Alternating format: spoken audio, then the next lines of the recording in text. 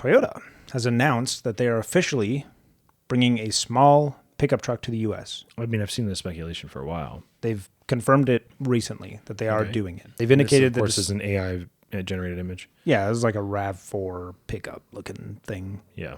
Timing and market positioning is still to be finalized. It will slot below the Toyota Tacoma. In the Toyota Tacoma is a body on frame, like truck. This will be similar to like the Maverick, a unibody construction, like little truck, compact truck thing. Yes, Santa Cruz. Mm-hmm. That size. It'll likely use the same platform as the RAV4, just with a bed. Yeah. It'd be cool.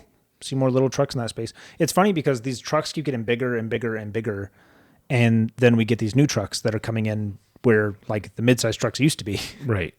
Yeah, because mid-size trucks are now the size of full-size trucks from a number of years ago.